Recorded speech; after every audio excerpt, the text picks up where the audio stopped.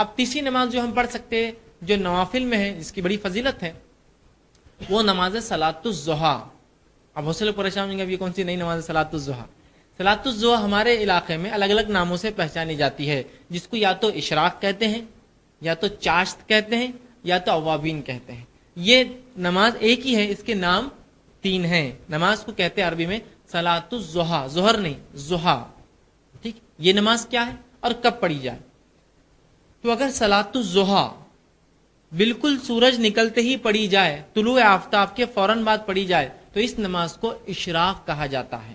صلاۃ الضحیٰ کو سورج نکلتے ہی اگر پڑھا جائے فوراً، اس کو کہتے ہیں اشراق. تو مسجدوں میں لکھا ہوتا ہے اشراق کا وقت. اور اشراق کا وقت یاد رکھیے، فجر کے بعد سے اشراق کے وقت تک کوئی نماز ہو بھی نہیں سکتی، کہ تو وہ 20 منٹ طلوع آفتاب کے ہوتے ہیں. تو 6 بجے اگر طلوع آفتاب ہے تو 6:22 کو اشراق شروع ہوتی ہے، یا 20 منٹ کا آپ کم از کم فرق لے لے ہمارے علاقوں کے اعتبار سے. ٹھیک، تو صلاۃ الضحیٰ کو اگر آپ اول وقت میں پڑھے سب سے، تو یہ کہلاتی ہے اشراق.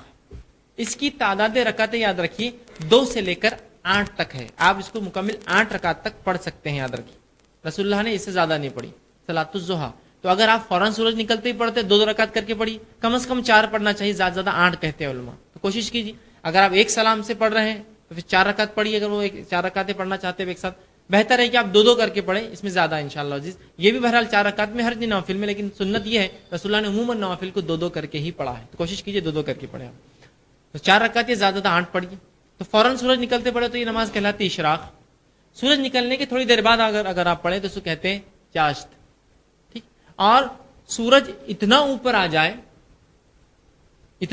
جائے کہ زمین گرم ہو جائے، تپش شروع ہو جائے، تو اس وقت جو پڑھی جاتی ہے اس کو کہتے ہیں اوابین. ٹھیک، بہت سے لوگوں کو غلط فہمی ہے کہ چاشت یا جو ہے نماز یا اوابین کے تعلق سے کہ یہ مغرب کے بعد ہوتی ہے. درست نہیں ہے، یہ فجر کے بعد ہی ہے، یاد رکھیے، ظہر سے پہلے. اور یہ نماز آپ کو زوال سے پہلے پڑھنا ہے.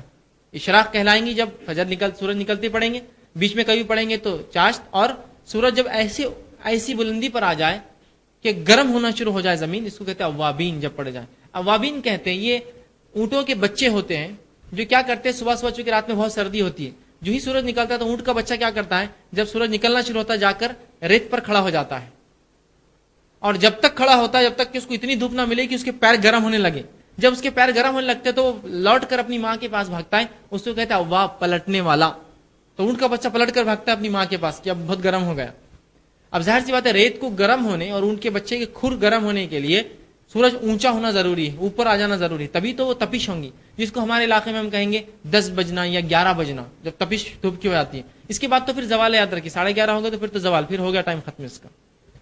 تو آپ اس کو فجر کے بعد سے مطلب طلوع آفتاب سے لے کر زوال کے بیچ میں پڑھ سکتے ہیں.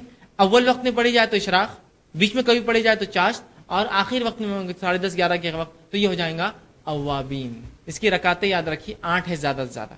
ٹھیک، آپ 4 کر کے 2 بار پڑھیں، یا پھر 2 کر کے آپ جو 4 اور یا 8 تک آپ زیادہ سے زیادہ پڑھ سکتے ہیں.